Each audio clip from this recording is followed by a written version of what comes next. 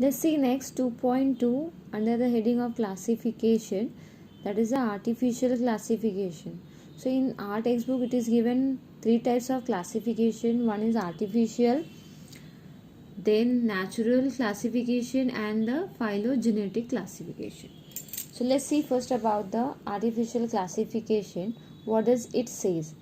It is a classification that is based on few easily observable and non-evolutionary features such as habit, color, forms, etc., often irrespective of their affinity, that is a relationship with other organisms. Okay, so the best example is Linnaeus system of classification.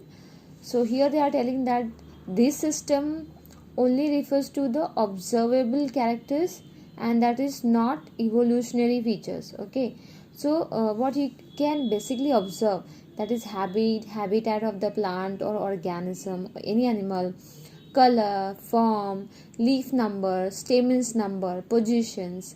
So these are the certain examples I am giving you, that it accounts that, and that this kind of characters, that is very limited one, comes under the artificial system of classification. Now let's see the next, that it says natural classification. It is based on objectively significant rather than being selected for convenience, like artificial system of classification. So example is given Bentham and Hooker system of classification. Okay, so these take the natural means almost all possible characters. Okay, and which is unlimited, means there is no limitations. So you can take n numbers of character and you can classify the plants. Okay, so this will be more clear when we'll see in a comparative form. So let's see here, artificial system versus natural systems of classification. Okay, so let's see this artificial system, that is a classification system. First point is non-evolutionary features. It does not involve any evolutionary features. On the other hand, in natural system, natural classification system, it involves evolutionary features. Here point number 2, phylogenetically not related. In case of natural system, it is phylogenetically related. Fine.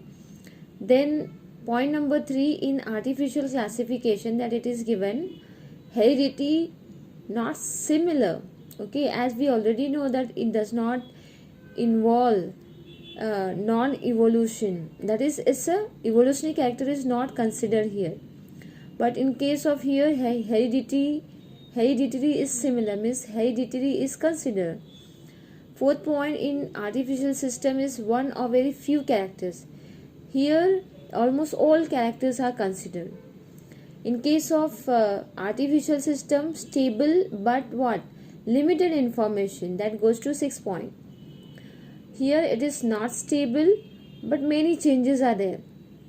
In case of artificial system, 7 point, difficult to identify again. Okay, in case of this one, plenty of information is there and it's easy to identify. Okay, example is given in artificial system, that is Carolus Linnaeus artificial classification system of plants, and that is 24 classes of plant kingdom on the basis of number, size, length and union of stamens. So this is what character basically he has selected. Then here if you come to this Bentham and Hooker system of classification, he has published his all research and findings in Genera Plantarum. Okay, so this is the example that you can better understand this thing, and if you want you can take a screenshot of it